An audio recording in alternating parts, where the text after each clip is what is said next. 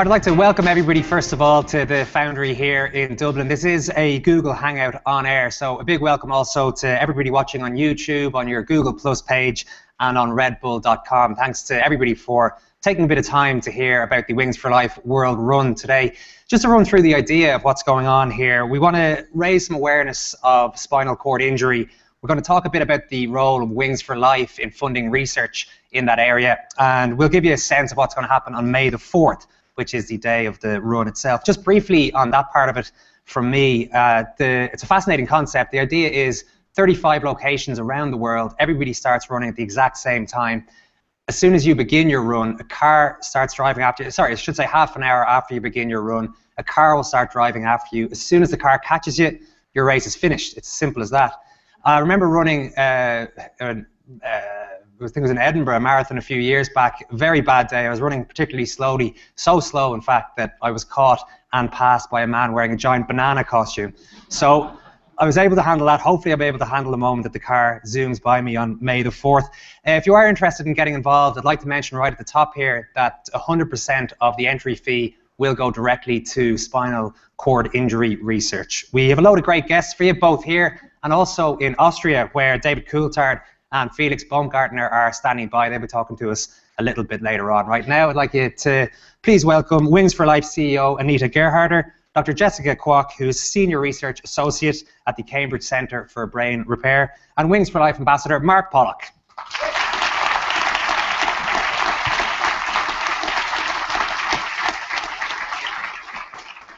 Anita, it's probably a good idea to start just by talking a bit about Wings for Life and what you guys do. Wings for Life is a spinal cord research foundation, and through financing cutting-edge research and clinical trials around the globe, we are aiming to find a cure for spinal cord injury.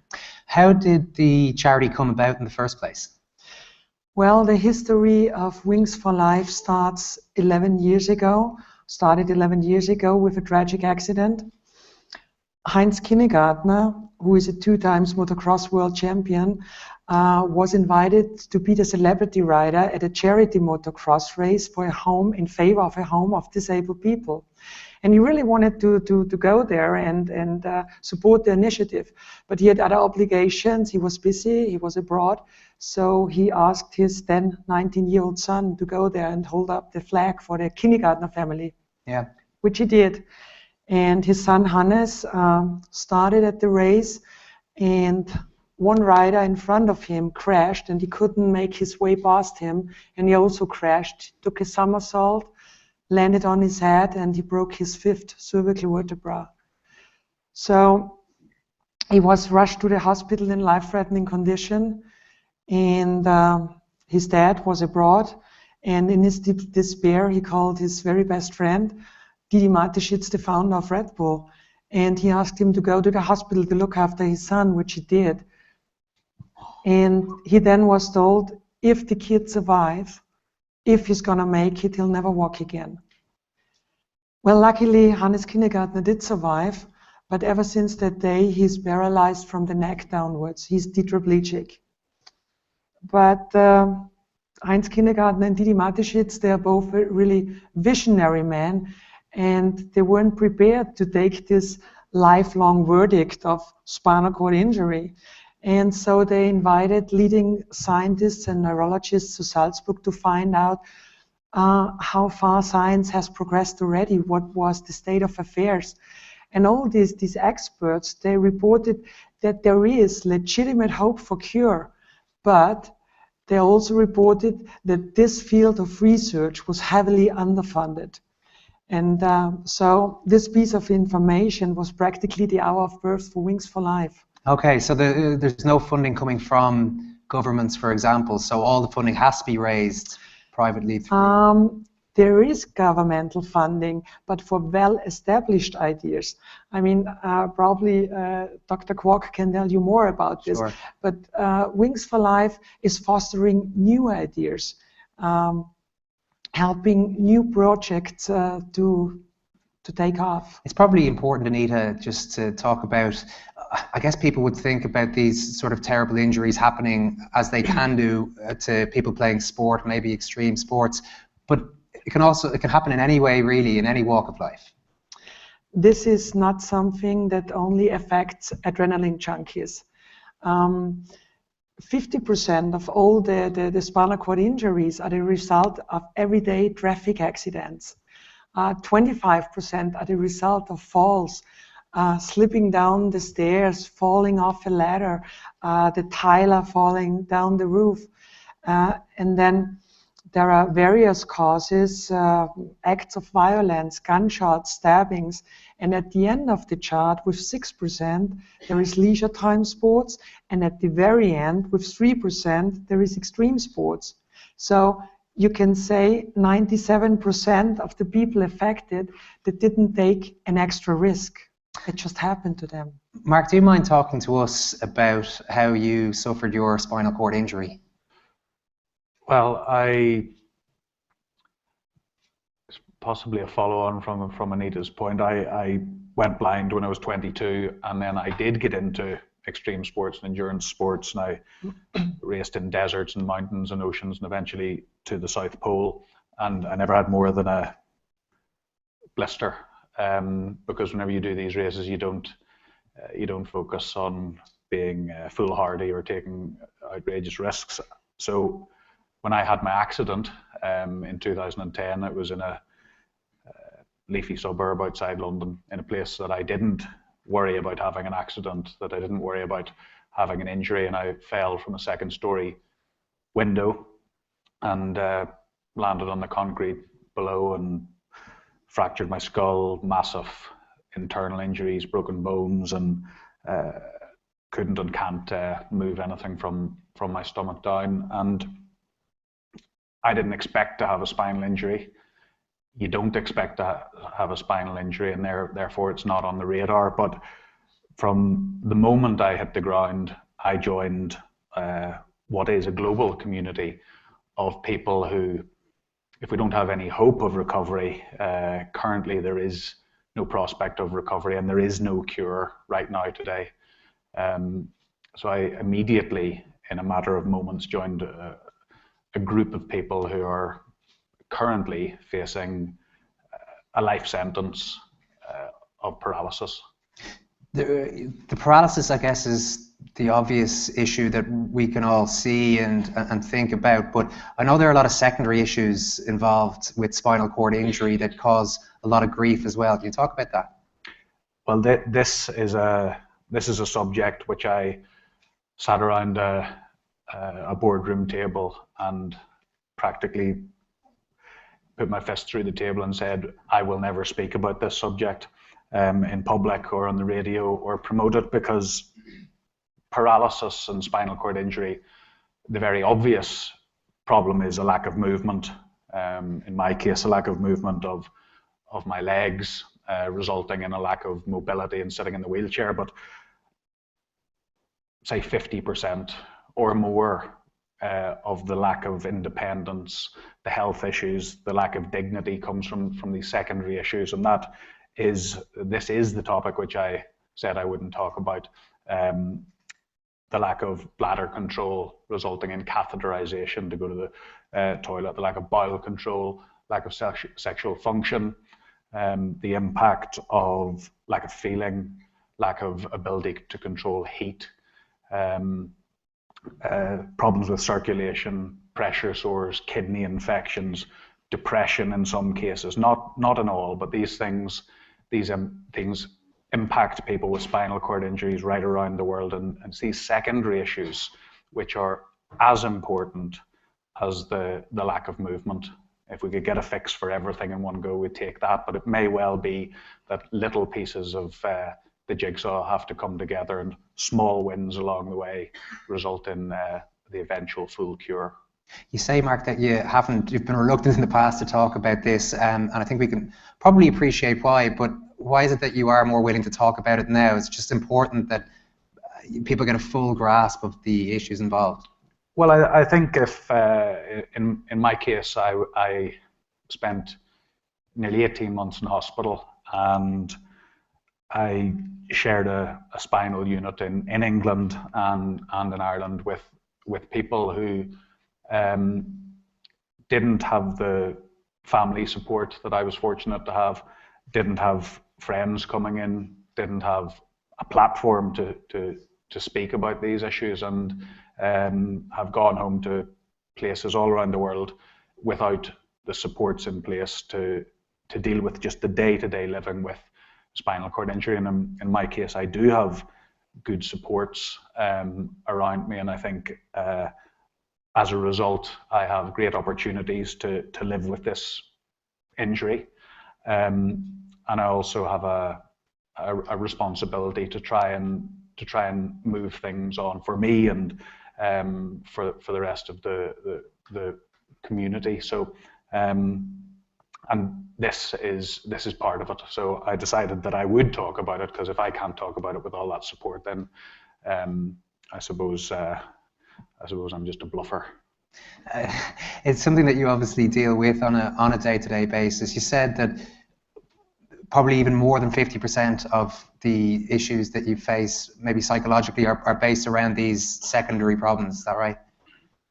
Yeah, I think so, and that's my experience. Lots of people have different variations, but I think we all are affected in some way, and it's as much a psychological battle. Just when you wake up in the morning, you literally can't get out of bed. I mean, I'm fortunate I can use my arms. Other guys can't use their arms, but it's difficult from whenever you wake up in the morning.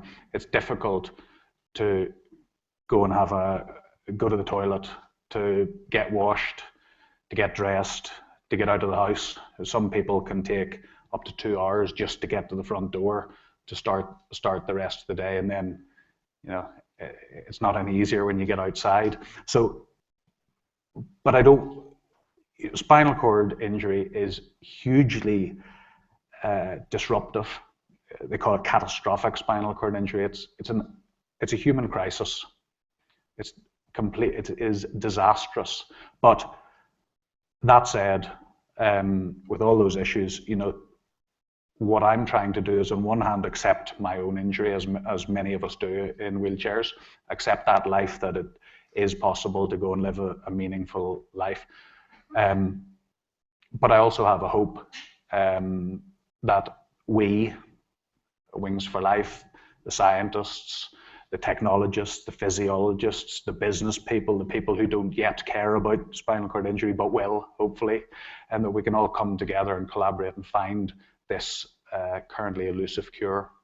Well, there is some great progress being made, and there has been in recent years with regard to this. We'll play you a short video just to show you where the research is at.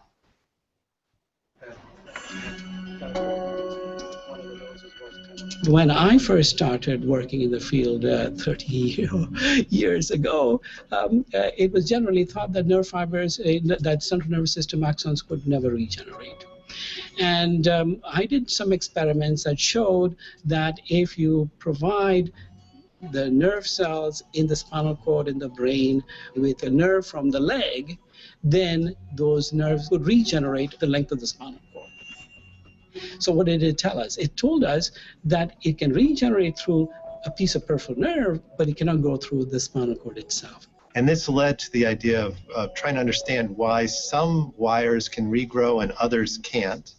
And our research is providing ways to get axons to grow in the adult brain. Every research that is done puts another piece of the puzzle in place. And currently there are something like 145 clinical trials in spinal cord injury. So this is a lot of work that is being done, pushing towards a cure. It turned out that the white matter, the myelin of the adult brain, is especially inhibitory. And of course, myelin has many thousands of proteins, but one protein in particular is called NOGO-A.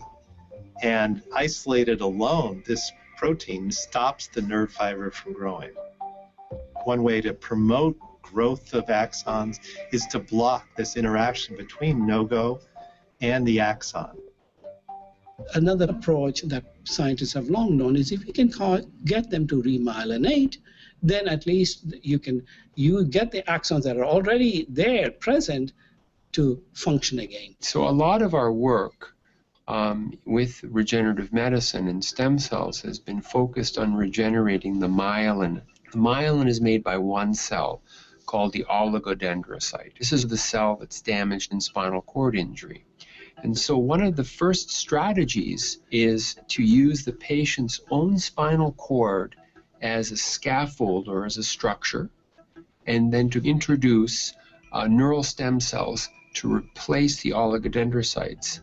They then make the myelin and they remyelinate these nerve fibers. And by doing this, they can reestablish the functional connections between the brain and the periphery. In other cases, we can help people with assistive devices. These are appliances that perhaps can improve hand function or improve mobility. In den letzten Jahren braucht es sehr viel Arbeit, um so bestimmte Grundlagen zu verstehen. Und die haben sich jetzt so rausgebildet, dass man diese Grundlagen wirklich in Therapien umwandeln kann. Dafür entwickelt man ganz neue Geräte, computergestützt und sonst was wie Roboter, aber die so hergerichtet werden, dass sie auch wirklich dem Patienten helfen. Nicht, dass es schöne Toys sind, sondern wirklich so angepasst sind, dass der Patient sie benutzen kann. Und die Geräte werden dann auch zunehmend jetzt in Kliniken eingesetzt. The eventual goal is shared by almost every project, but nobody can predict today that this is the one route to take to get to that goal, and we need to pursue many routes. We can see a cure possible, but we're not there yet. Well, I'm inherently impatient, so the sooner the better. Realistically, it takes time, but we are in clinical trials now with neuroprotective drugs, and clinical trials are moving forward with neural stem cells. So there is real hope that we could be seeing real advances in the next 5 to 10 years. I get asked sometimes, me and my colleagues have been working for so long in this field, why haven't we found a cure yet, right? Well, we are working on a very tough problem, in a way to peel back the mysteries of 300 million years of evolution. When you put it in that context, what we have done in 30 years is absolutely incredible.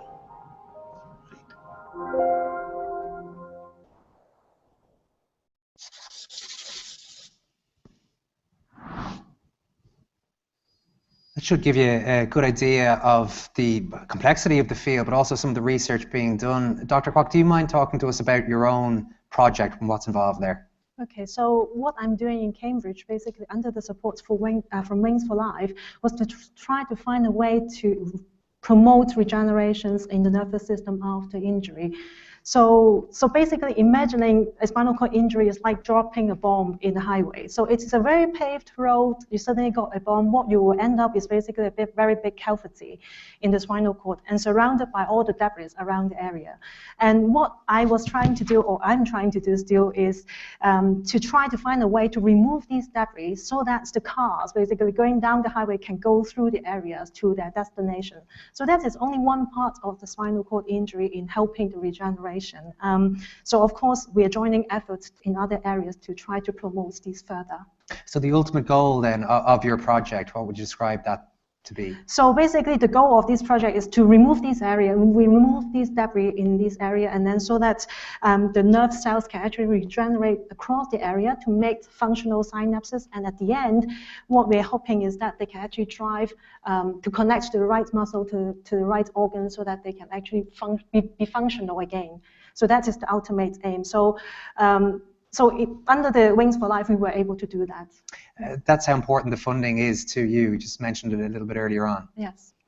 So yes, definitely. So I mean, surprisingly, even though there are quite a lot of new patients or new spinal cord injured patients every year, but the government fundings, there's no government fundings dedicated to spinal cord injury. So I mean, of course, there are fundings basically supporting different areas of neuroscience, but imagining that this whole population is actually aging. So, I mean, a lot of these resources has dedicated and actually put into the neurodegeneration area. And so getting fundings in promoting regeneration is not as much as we hope it will be. So charity fundings is certainly contributing a lot to our research. It's a very interesting point made in the video there on people coming up and asking, the likes of yourself involved in this sort of thing, well, why haven't you found a cure yet? But clearly it's something that has been worked on a lot in more recent years probably, and there's a way still to go. Well, I would say, yeah, in the last 20 years, the advancement in the spinal cord research has really improved a lot. So one of the molecules that they were talking in the video, the no-go, and also there are some carbohydrates, which we know that is basically present in the area. And there are researchers that we actually have a way to remove these molecules, these inhibitory molecules in the area to promote regeneration. And as what you heard earlier, basically, so spinal cord injury is not just one disease. So it actually, a disease comes with a lot of secondary injury afterwards. So it is a coordination between different systems. So not just in the central nervous system, also in the peripheral nervous system. Patients are having breathing problems, bowel problems, walking, of course, obviously. So you need a coordination of different faculties in order to make a cure. So, so I think the importance of the Wings for Life is that they are actually supporting a lot of novel researchers. And then by joining these efforts together, we are hoping that we'll find a cure in one day. That seems to be a big part of it, Anita, just to get different people working together. A lot of people are doing good work on this, but there needs to be streamlined. Yeah, absolutely. I mean, you can see that there is a great need for private initiatives like Wings for Life, because just only last year we received 142 applications from scientists around the globe. And it's a lot of work to write an application. So they're not doing it for fun, because they really, their project is at risk. Mark, how hopeful are you that a cure will be found? Well, we've got to have hope. You know, that's how we explore the boundaries of what's possible. But let's be absolutely clear about this. There isn't enough money in the system. There aren't enough scientists being funded. There aren't enough people interested in this subject just yet. But it's why the run is so exciting. We can start to get the messages out around 35 different locations around the world. But you know, I probably wouldn't be here talking about this subject if I wasn't hopeful that there'd be a cure. If there isn't a cure in my lifetime, at least all of us will be part of the contribution. But be in no doubt, there isn't enough money going into this, and there aren't enough scientists doing work on it. And if we don't get more money into it, and more scientists, and more failures, we've no chance of having the big success. So awareness is a huge thing for you, and we'll talk a bit about the run itself now. Just having more people, having it on the international agenda, having people talking about it. I think so, because the more people that know about it, the more chances that the person who has the big pot of money, who can really back it, who can really advocate for it, the more chance of that happening. So, you know, someone said to me recently, you know, it's a good time to be paralyzed, because you know, with Red Bull coming in behind Wings for Life, you know, if they're good at one thing, they're good at many things. They're good at marketing, and that's part of the story of spinal cord injury. We need to market the problem better. We need to explain the story better. We need to engage people more. We need to get more money into it, so people like Jessica can do more work, build bigger labs, and do better science. So no, yeah, I think I've convinced myself. I'm hopeful that we're going to get a cure.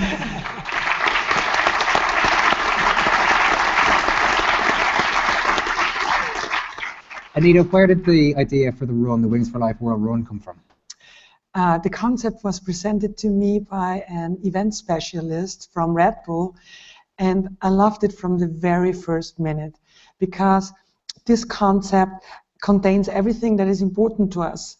It's about running, it's about movement, precisely the ability that has been taken, one of the abilities that has been taken away from spinal cord injured people. And like Mark pointed out, it will create a lot of awareness. I mean, just look at us here tonight, and I don't know how many people will be sitting in front of the computer. And so this is so crucial, and last but not least, it will help us to raise a lot of money, which will be put towards spinal cord research 100%. This is always important to point out that 100% of the proceeds actually go towards spinal cord research without any deductions. Mark, you like the idea of thousands of people around the world setting off at the same time, all in the name of spinal cord research? Look, I like thousands of people around the world running regardless of spinal research. This is a good thing, you know, and the great thing with the whole idea of a running event like this is that people can get involved. They can spend their money. Red Bull are going to cover all the costs, so any of the entry fees go straight to spinal research and hopefully onto Jessica's lab and all the others around the world. So this is just going to be a great event, full stop. Now, if you happen to be revved up to get behind spinal cord research, all well and good, but this is just going to be a great event. Okay, folks, it's been great talking to the three of you. We'd just like to ask everybody to put their hands together, please, for another Gerharder, Dr. Jessica Kwok and Mark Pollock.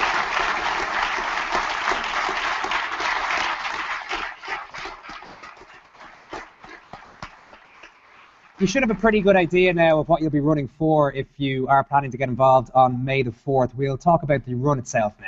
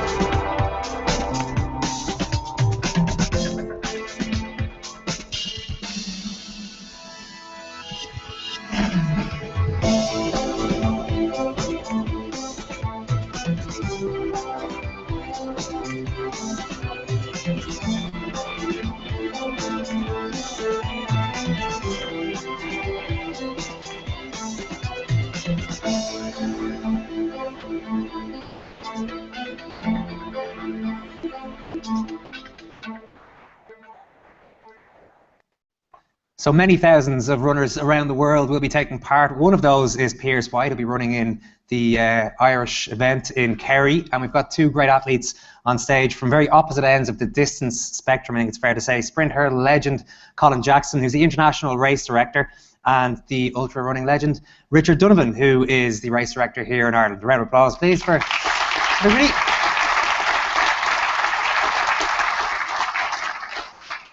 Colin, can I ask you first of all, what is the Wings for Life World Run?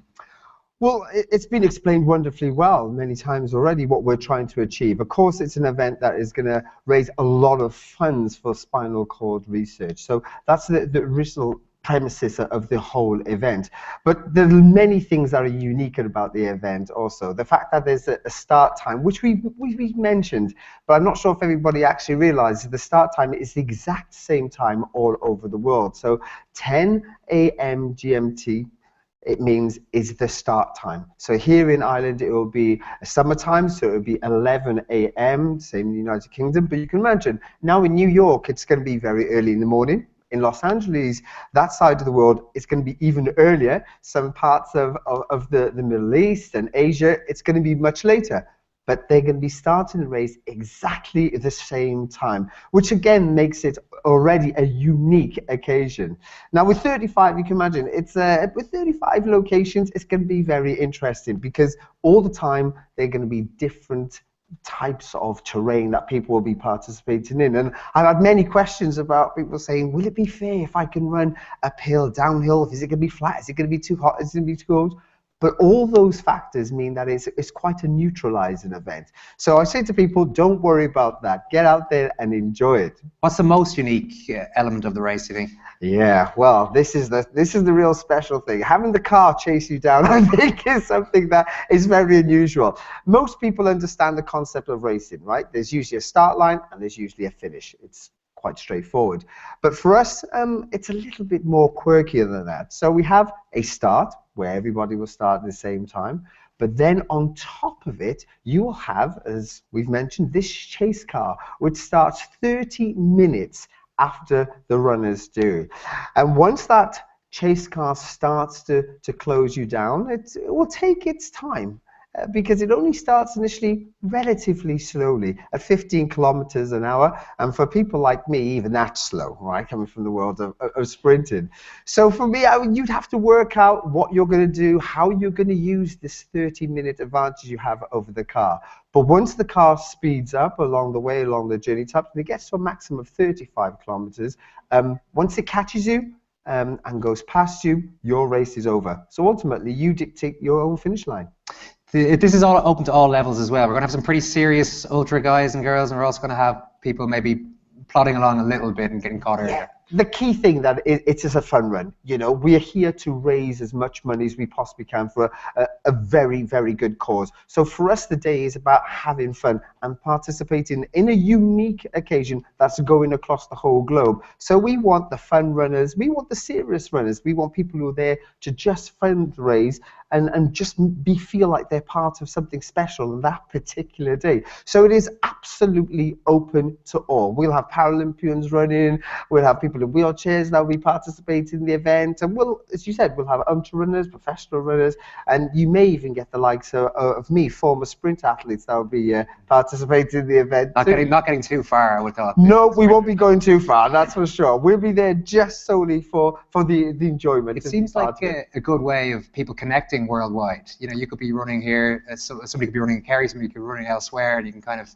hook up that way. It's funny you should mention that, because I was having a conversation earlier with my sister, and she says that there's a set of twins that she knows who are already going to enter for it. The guys each fancy themselves as professional runners, but they're completely in different locations. One's actually here in the UK, the other one's in the United States, and they have a challenge already amongst them to see who is going to go the furthest on that particular day. So yeah, this is a real unique opportunity where you can compete against somebody who is miles away from you, but roughly in the same situation. Richard, you've run in a lot of fascinating races in a lot of fascinating places around the world. Do you like this concept? I think it's a great concept. I've never seen anything like it. And that's the good thing about running. You can make up your own challenges, and this is one of them. There is no finish line, and there is no cutoff time. So it's survival of the furthest, really. The person who's going to win, it's not survival of the fittest, it's survival of the farthest. And there'll be a lot of people here, you know, with their own personal challenges. As Colin said, it's for everybody. You can decide, you know, maybe I'll run my first 5K, maybe I'll try and get to a marathon before that car catches me. And that's the other unique aspect of it. Even for the elite runners, they're running against an unemotional car. You know, they're not going to psych that car out of it. So they face strategy. They have to develop a very good pacing mechanism, and they have to decide how to manage their resources very, very well. Do most runners like that? You're kind of used to having somebody there beside you, so this is a new challenge now, and a lot of runners would like this idea of a new way of running, a new way of competing. Yeah, I think, you know, everybody, well, certainly speaking for myself, you have an instinct to be a little bit lazy, and you will try to slow down the pace, possibly, you know, over a very long distance. In this case, because you know that car is going to come and reach a certain point in a certain time, I think the strategy and the way to approach this type of race is to decide what distance you can run and see if you can get there before the car does. And that is quite a challenge. Every course is different.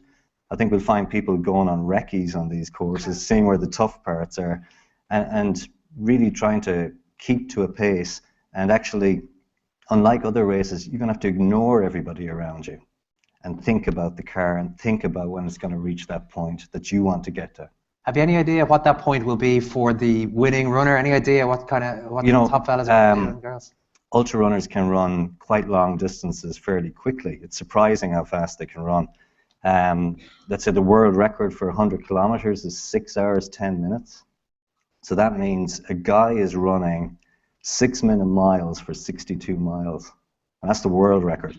The fastest time run last year was 6 hours, 18 minutes. Those guys are quick. You know, in this particular event, you can tell on the wingsforlifeworldrun.com website what pace the car or what speed the car will be going at. So you know, for example, 40 miles will be reached in 4 hours, 18 minutes. And you've got to decide, can I reach that point comfortably, or can I can I get to 50 miles, which would be 5 hours, 6 minutes? That'll be a tough one.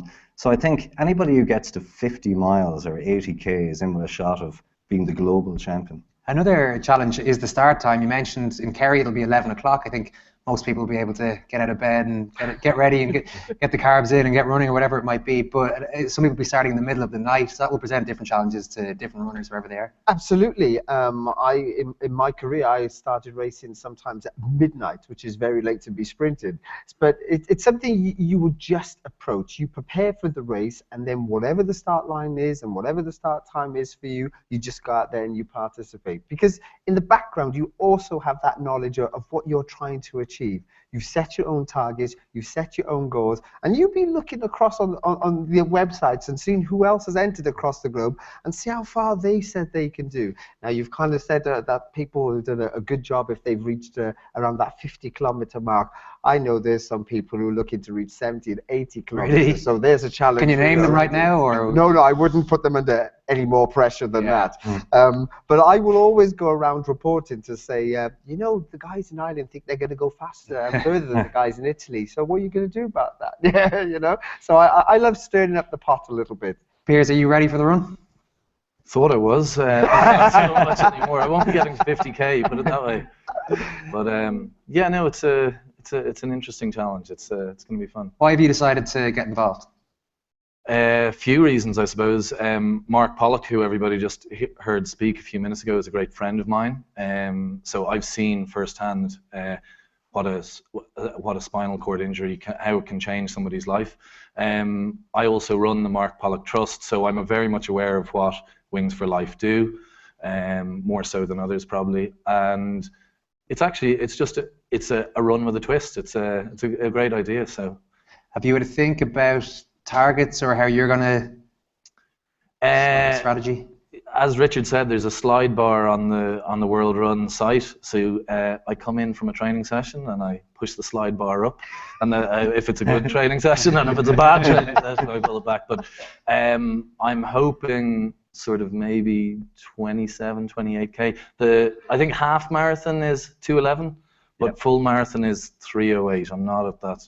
Yeah, so that's what we were talking about earlier with the car going faster and faster. Yeah. The half marathon might look manageable, and the marathon might look tougher for a lot of people. I guess that feeling, we won't know what it's like until the day itself. But if a car coming up behind you, you might get a wriggle on that last kilometre or two. You might be able to eke out a little bit. It's going to be probably a bit like the apocalypse coming behind everybody and everyone chasing. But it's weird in the way that, like a marathon or a half marathon, you can put a training plan down, you can decide what you're going for, but it'll come down to the day probably whether you can push yourself that little bit further, as you say, for the last kilometre or so. There are a lot of different courses around the world and different types of terrain. We've touched on it.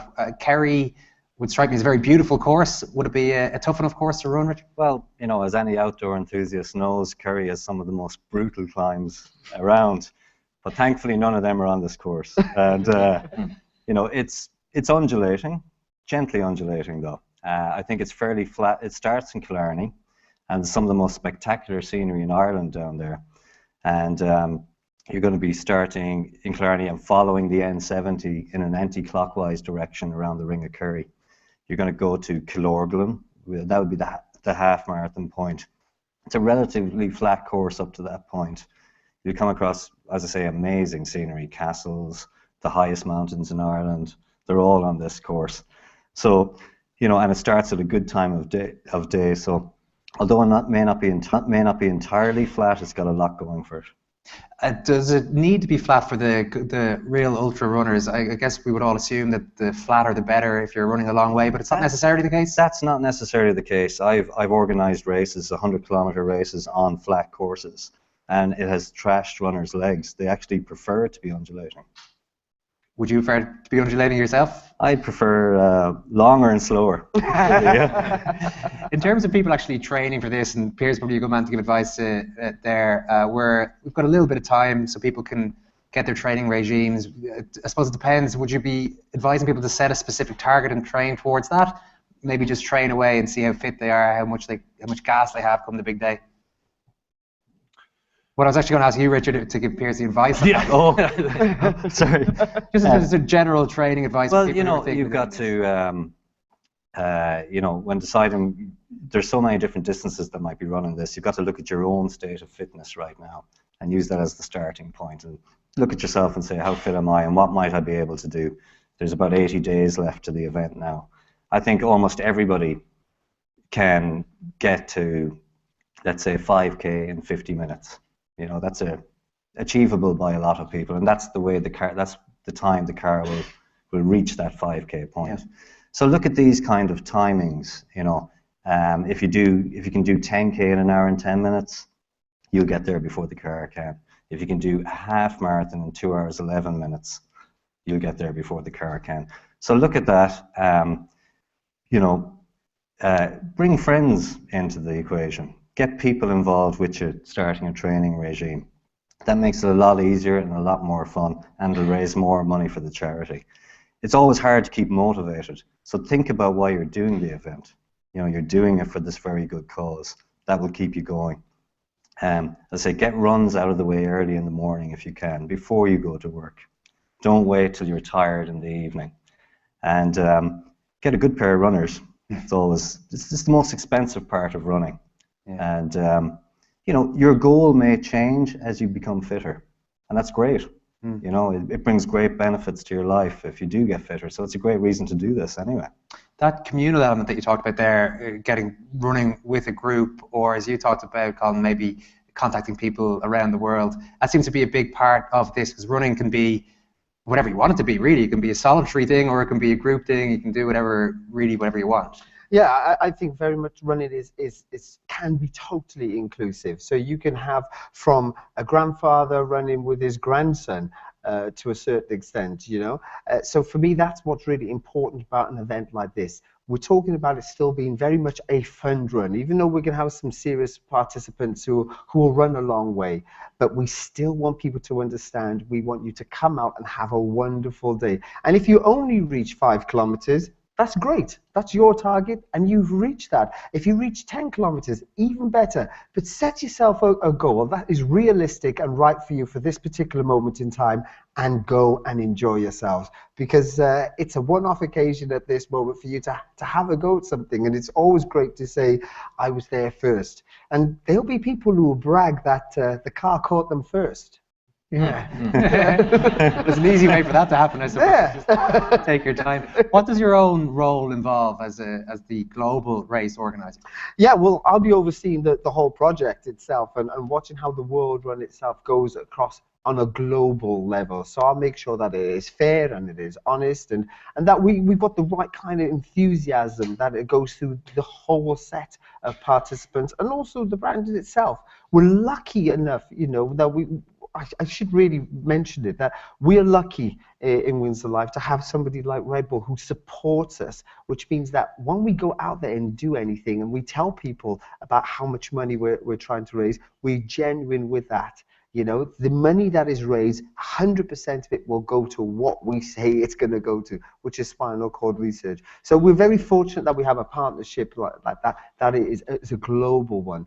And I think that also, having that kind of global mechanism behind us, makes it a little bit easier for us to sell what we're doing to people. So we've got a lot of people to thank for, and I guess part of my responsibility is to go around thanking many people as well for allowing us to make this happen and come alive. You won't be running it then because you'll be too busy trying to organize everything. You know, yeah. I know. That's your excuse. That's my excuse, yeah. I always tend to have a good excuse, yeah. But this one will be quite nerve-wracking, because I think anybody in the room can understand what it's like when you're trying to do something for the very first time.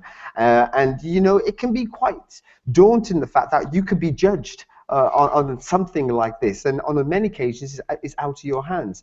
Well, I'm going to do as much as I possibly can to make sure that everybody is unified and we have a very successful day.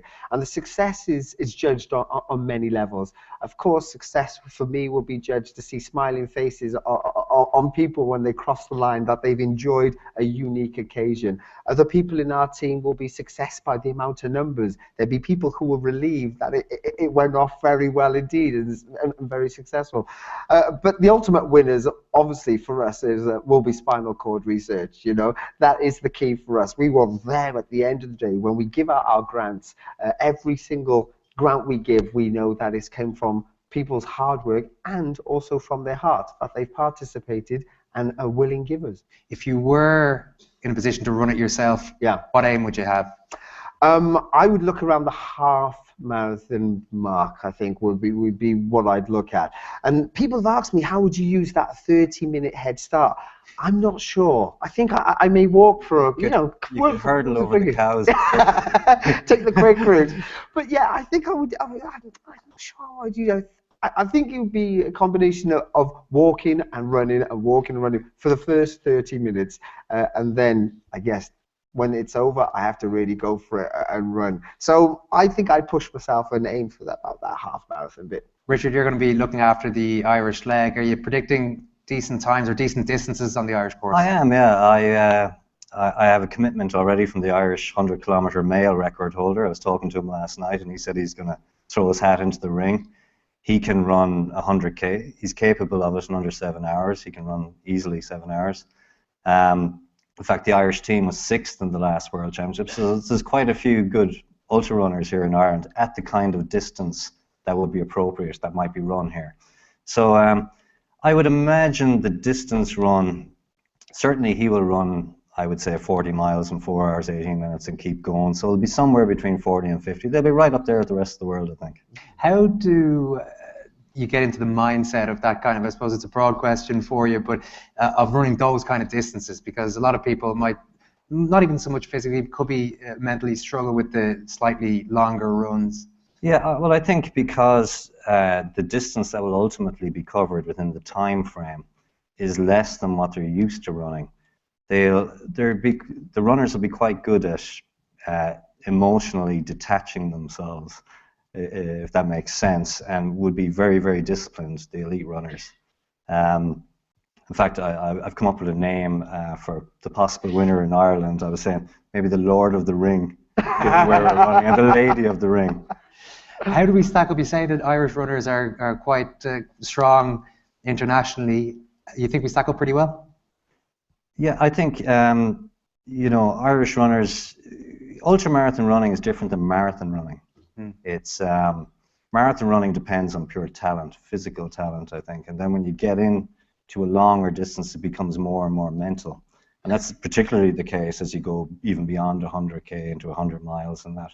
I think it's just part of the Irish psyche, maybe, to enjoy hurting themselves a little bit. Long distances. Yeah. Colin, have you noticed this? Because, as I said, 35 locations around the world. Have you noticed different attitudes in different countries towards just the idea of running? Yeah, as you can imagine, the variety of cultures that we're dealing with. Some are very used to mass participation events and it being a charity event where you're raising funds. So they engage in the whole process and the idea very quickly and very well. Others, we need to give a little bit of more of a steer so they understand exactly what we're trying to do and to achieve. And so for me, my role is very quite significant in that sense, to try and get as many people to sign up as quickly as we can in the countries really that don't have that background of mass participation events and running, and then start to add the little extra things to them, like the challenges to say, don't let your country down now. You don't want to be losing to Italy or to Spain or to the United Kingdom. I'm sure Ireland doesn't want to lose to the United Kingdom, right? You've got a strong enough team. Numbers. Yeah, so you then add those little bits of tiny little gems to really spur people on, and we won't mention rugby. Okay, yeah, we're trying to. Yeah. Colin's a proud Welshman, obviously. We were trying not to get a mention of that. I thought I'd get it in before you did really quickly. Well, wouldn't it be great if, a person in each county took responsibility for getting maybe 50 5K runners into the event? Just think of the numbers that would come and the money that would generate. Or, a person in each county take responsibility for 10K runners. You're talking about thousands of people. Is that a big part? Is that something you'd like to do, that people just take it upon themselves? Ideally, if you just want to run it, but if you can get other people involved and try it that way. Yeah, because this is because it's a unique occasion that we're doing, and there's so many venues across the globe that there's no excuse. If you know somebody somewhere else in another country, you can easily participate together and have a shared experience. The world is getting smaller, and the way that we communicate with people nowadays, this is a real opportunity to say, get involved for a good cause, and sign up your friends too. Yeah, it's something you'd be very familiar with, I guess, Richard, having run all over the world. That this is a good way, as good a way as any. And we talked about the whole area of spinal cord injury research and how there are different strands, different projects that have to come together. Running seems to be a great way of, you can kind of see the fit here of how it fits in with that kind of ethos of bringing people together. Yeah, I mean, the whole concept, running for those who can't, I think that will really appeal to runners, and it'll really get them motivated to do this. So I'm hopeful that many people will do this around the globe. Colin, if people do want to get involved, how can they register? Yep, the easiest way is to look exactly what's happening locally for you. So it's wingsforlifeworldrun.com. All the information is there for you. Great. Well, listen, a big thank you to Colin Jackson, to Richard Donovan, and best of luck to Piers White and Kerry.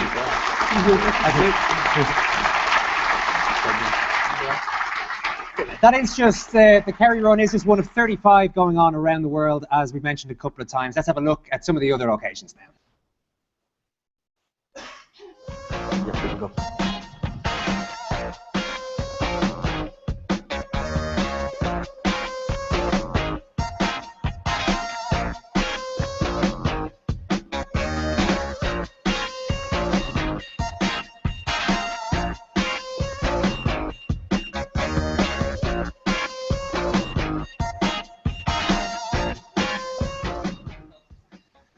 All right, one of our next guests has won 13 Formula One Grand Prix over the course of his career, but we're going to find out today, or at least we will on May the 4th, whether he can make it to the 10-kilometre mark.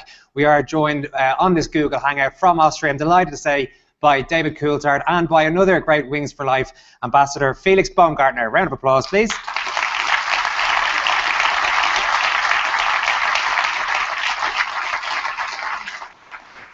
Gents, thanks very much for checking in. I hope you're both keeping well, first of all.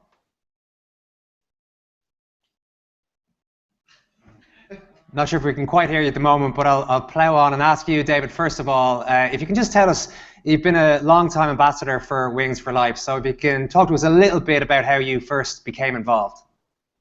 Yeah, absolutely. I became involved with Wings for Life several years ago, and obviously having raced in Formula One with the Red Bull team, then I came in contact with Dietrich Mateschitz and Heinz Kienigardner, the two founders, and became very aware of the work they were doing. And the thing that really struck me was the fact that 100% of any of the donations that people make goes into the foundation. And of course, I don't want to slight any other foundations and charities out there, but a lot of them, of course, they're not in a position to do that. So I think that's what makes Wings for Life unique. Have you come across spinal cord injury yourself in your own career, in your field, or in your life? Well, I have indeed. I've been incredibly lucky in my career. I crashed a few cars, I was in a plane crash, and every time I was able to walk away. But at the very beginning of my Formula One career I was given that opportunity by Frank Williams, and he had a crash in the 80s, he's quadriplegic, but he was able to, with good medical support, continue running his Grand Prix team and take that to being a World Championship Grand Prix team. So I found out firsthand as a test driver and then as a racer just the sort of challenges he had. And it's not just about getting around his workplace and his home. Of course, Formula One travels the world. So for him to get from Oxford to Melbourne for the Grand Prix in Australia is a huge undertaking. So when you live and work with people in that situation, it really gives you an appreciation of just how lucky we are and how difficult it is for them. And that's why Wings for Life is working to make spinal cord injuries curable. Yeah, really, David, it is fascinating. You say you're in a plane crash and you managed to walk away from that, thankfully, and you've had a few shunts as well on the track. But as we were speaking about earlier on, people can suffer a spinal cord injury and indeed statistically a lot more likely to just in day-to-day life. Well, that's the thing. I'm sitting beside one of the ultimate daredevils, and he's pushed the limits of what the human body can physically take. But doing that as a choice, and as you say, a lot of the injuries that people have are not through doing something like driving a racing car or pushing the boundaries and setting new records. It's just everyday life. It's tripping on the stairs, it's slipping in the bath, things like that, and it has a huge impact, of course, in their lives and their families and friends and what have you. So there's several million people in the world that are living with a spinal cord injury, and that's why, as I say, Wings for Life are working towards finding that cure. Felix, how excited are you about the World Run on the 4th of May? I think I cannot compete because I have to do something else, but I want to support these guys as much as I can because I have a big name, and it's definitely important to help these people out as much as we can.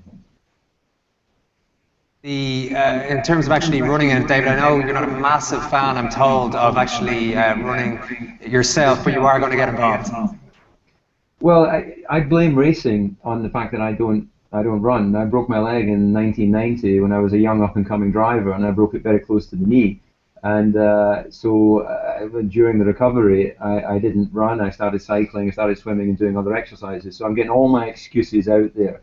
I'm a really, really bad runner. So for sure, I'm going to be one of the first to be caught. But I'm going to be taking part. I haven't decided exactly whether I'm going to do it in the UK or maybe Austria. I might be. We're actually talking to you from Austria right now. That it might be a great place to take part on the 4th of May. But yeah, I'm not going to be able to outrun the car. That's your strategy. You're not going to win the whole thing worldwide, you don't think? No, definitely not. I'm wondering if I hide from the car, if the car doesn't see me, does that count? Can I pretend I went a bit further? It might do. Felix, you're in a good position to talk to people. You're a motivational person in what you've achieved. I guess you've pushed the limits, so you're in a good position to maybe encourage people to go out and run the 10 kilometers, 20 kilometers, whatever it might be on the day.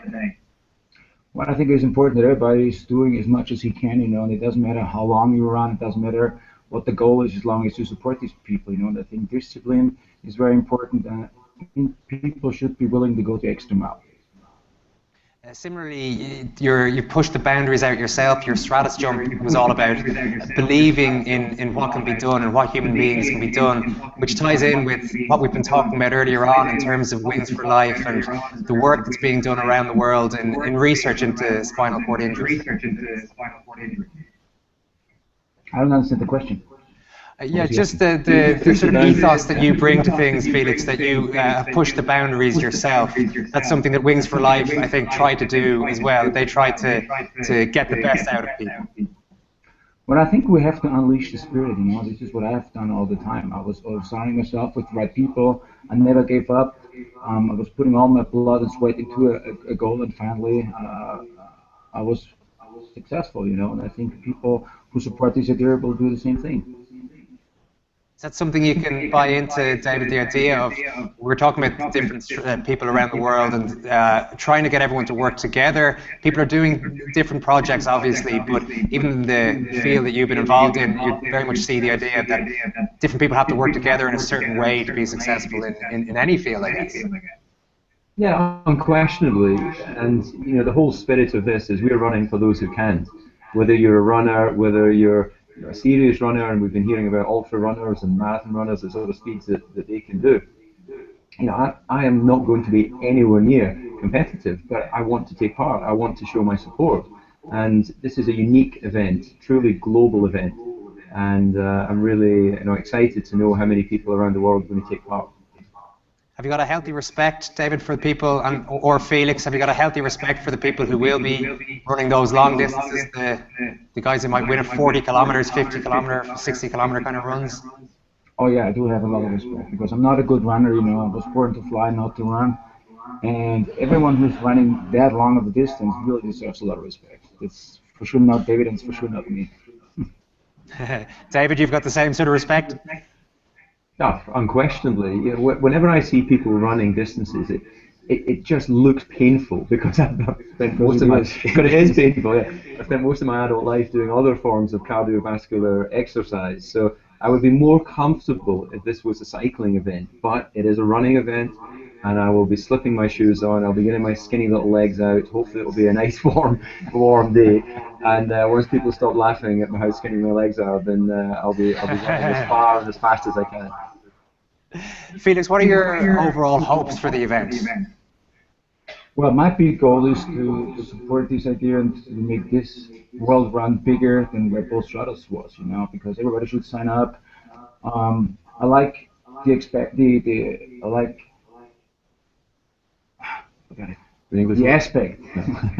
that This is going to be held in 6 different continents, in more than 33 countries. This is going to be big for sure.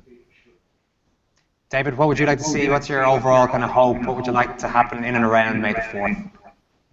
Well, apart from the fact that I would like to see a lot of people having fun, participating in something which can unite the world and do some good for those that are not as fortunate as ourselves. But I'm really curious and hopeful that it really raises a lot of awareness for Wings for Life. And it's something that everybody knows somebody who suffered some form of injury, whether it's a temporary paralysis or as we sit here today, a life injury. And this is something that, with research, which of course requires funding, we believe that in our lifetime we'll be able to find a cure. So why would anyone not want to support that? It is something you've been very committed to yourself. I'm interested to say the word curious there. We're all curious to see how the race will actually pan out, and this whole idea. In terms of a fundraiser, do you like the novelty of it, the type of run that it is, the catcher car element to it? It's fantastic. I would never have dreamt this up. If you'd said to me, right, let's come up with something unique that is going to really inspire people to want to take part, it completely turns the whole concept of a running race on its head. And I think it throws another dimension, which is exciting. I'd quite like to be in the car, actually, driving. I think that's more my domain. And maybe I'll just hitch a lift. And then, who's going to go the longest? But I did want to say, David, you've had experience both passing cars and being passed by other cars. I guess that comes with the territory. Mostly passing cars yourself, though. Well, we've been driving cars here today, and Felix is feeling pretty smug because he was actually quicker than me in the rally car. So I'm feeling a bit bruised. We have another little competition tomorrow, so I'm hoping that I can even the score. Felix, do you think that idea of the catcher car will inspire people to run a little bit faster around the world, knowing that the car is going to come behind them to sweep them away? Well, I definitely think it will push people, way beyond their limits. Absolutely. Well, listen, we'll leave it there, guys. Thanks very much for joining us, and glad you're keeping well. David Coulthard and Felix Baumgartner.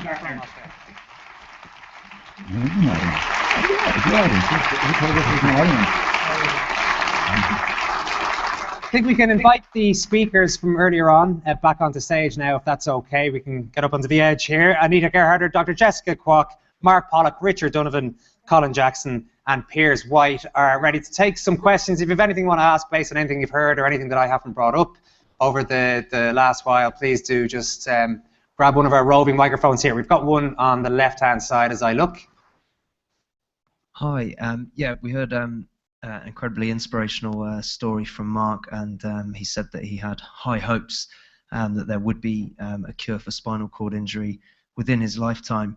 I'd like to direct this question maybe to Dr. Jessica. From a more your scientific experience, what do you think are the chances of us actually finding a full cure for spinal cord injury within our lifetime?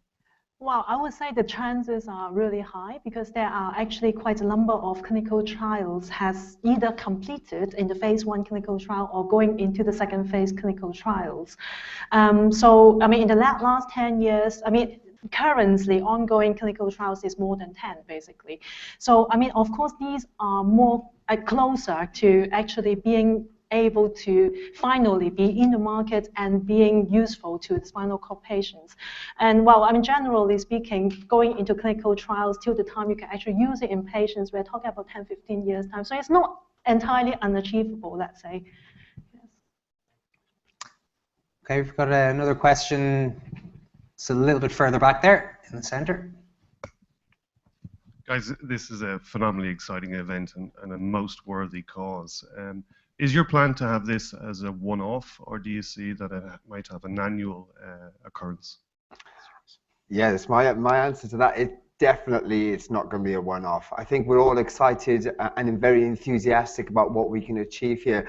But also, I feel if it was just a one-off occasion, we'd be kind of letting down our punters a little bit, because you can imagine if you set yourself the goal and you just missed it by a fraction, you'd want the opportunity to make it again and go past it. So of course for us it's very important that we give the punters the opportunity to improve themselves. And for me, that's the reason why we think it will have a real return factor all the time, because people will always be setting themselves their goals and want to achieve them, and hopefully for us go past them. We have got a couple of roving microphones going around, so if you just want to throw your hand up, there's one over here. Hi there. I think the race idea is amazing. Can you tell me where the original concept for the race came from? It was presented to me by an event specialist from Red Bull, and obviously the story behind this is that he and a friend, they got stuck at the airport in Moscow. And so I don't know whether there was any alcohol involved or not, I've got no idea, but they had lots of time, and this is where they came up with this concept. And then they presented it to me, and I said, this is it. This is what we were always looking for. It's an amazing idea. Thank you. Yeah. Sorry, there's one up here on the left-hand side. Hello.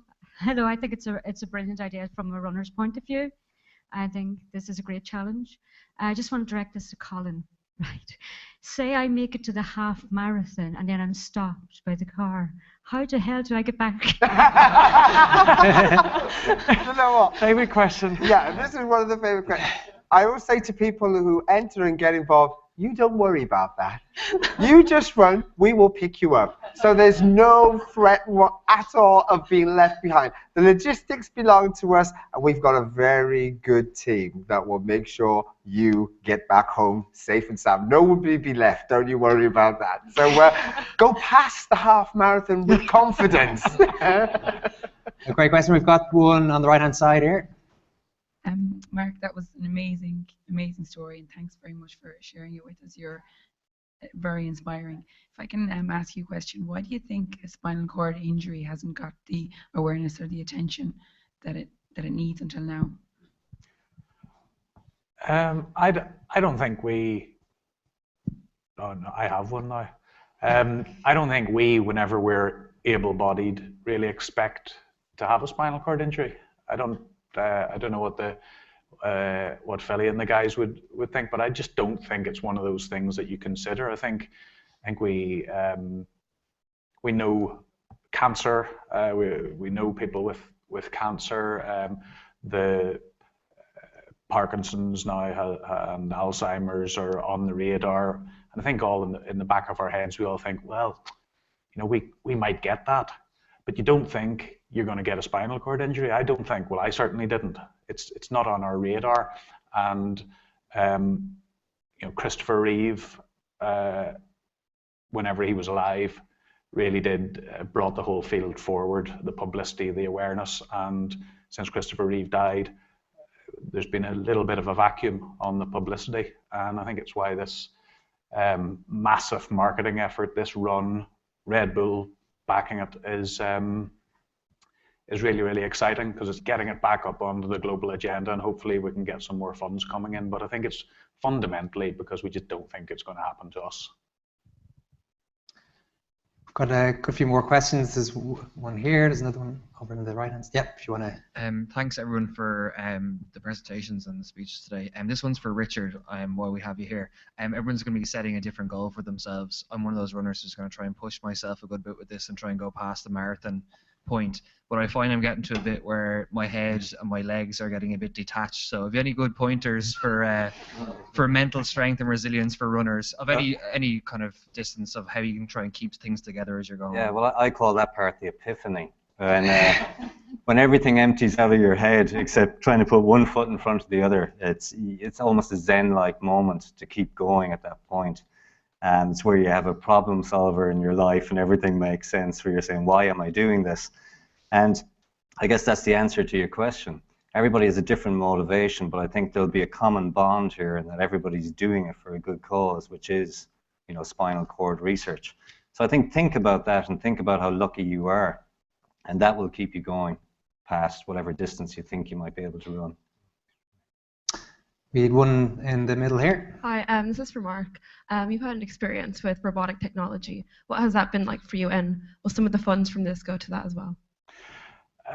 Well, the robotic tech. So I think in my journey since 2010, I started with physical exercise, and I found that the physical exercise people all know the physical exercise people because they all go to the physical exercise conferences. And then Jessica probably knows everyone in her field, but she probably doesn't know the physical exercise people. And then the robotics people, the engineers, they all go to the engineering conferences. So I got the sense then that perhaps we could start to connect some of these people, and it might take patients, people in chairs, to go and start connecting some of these people by getting involved and taking a bit from the Wings for Life research and a bit from the robotics guys and a bit from the exercise people and putting it all together. Because if Jessica comes up with brand new spinal cords, I suspect we're probably going to have to get into robots or strapped up in harnesses and walk on treadmills so that we can train the brand new spinal cord to do what we learned to do whenever we were children. So I'm just learning. I'm no expert, but I'm learning. I can walk 3,000 steps an hour in my robot. But as the robotics people say, if you can give me a new spinal cord, we'll put that in the mix and then we'll all have a cure. So we need it all. We need money going into the robots, the exercise, the regeneration, the reuse, the plasticity, all of this stuff. We just need, it's not a competition on the money, we just need more of it. We need more scientists.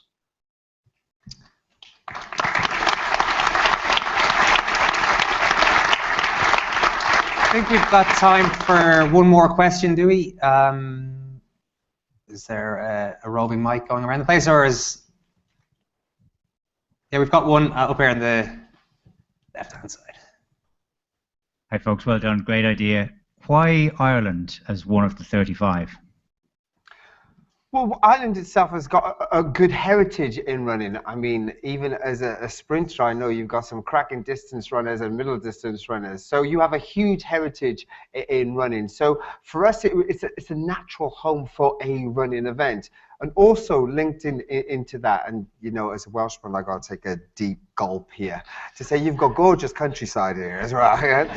And of course, for us, it gives us that other little factor as well. So the heritage here of running means that this event has a natural home in Ireland. And I think the people of Ireland are very generous, and they will really enjoy what we bring on May the 4th. So it's as I say, it's a natural fix. We just need you guys to sign up and prove me right, because I had to sell it to Anita, right? I say that you guys are magic. Don't let me down, please. Okay, I think that's all we have time for today. Thanks very much for all the great questions there, and another round of applause, please, for everybody here. Just a couple of quick details before we go. This has been a Wings for Life World Run Google Hangout. If you do want to get involved, May the 4th is the day. The website is wingsforlifeworldrun.com. That's the key information. Use the hashtag MyGoal. A reminder that 100% of your entry fee, if you want to get involved, will go to spinal cord injury research. We're going to leave you with the anthem for the day. It's a song called You're Not Alone by an Austrian band called FDTF, and all profits from this song will also go to Wings for Life and spinal cord injury research. Thanks very much. Take care.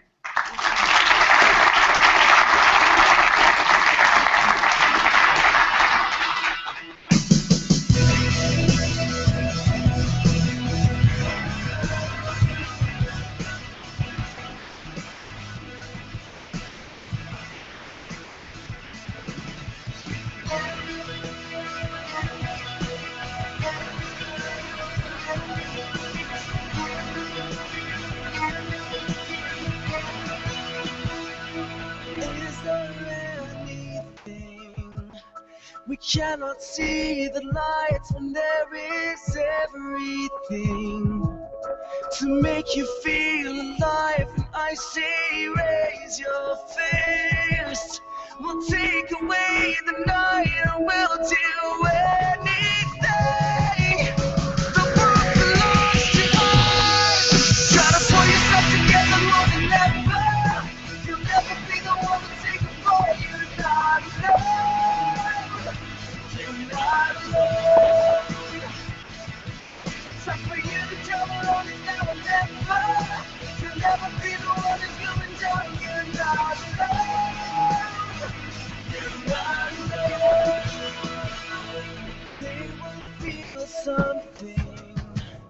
When darkness turns to light, now spread your broken wings and rise against the night. Yeah, this is everything.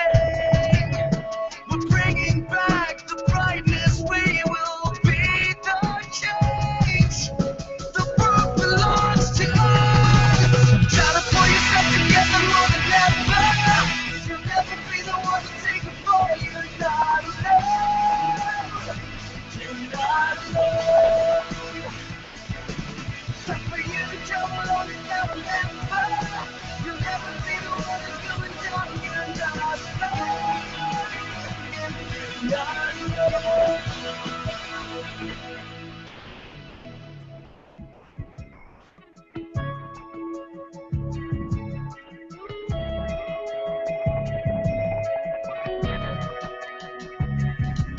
In times of destruction, it's hard to see the signs as they're disappearing. The shadows turn to light, and this is everything.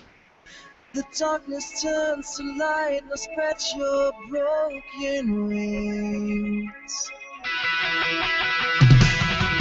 Try to pull yourself together more than ever. You'll never be the one to take the fall. You're not alone. You're not alone. But for you to trouble on it now and ever. You'll never be the one that's going down. You're not alone. You're not alone. Try to pull yourself together more than ever. You'll never be the one to take the fall. You're not alone.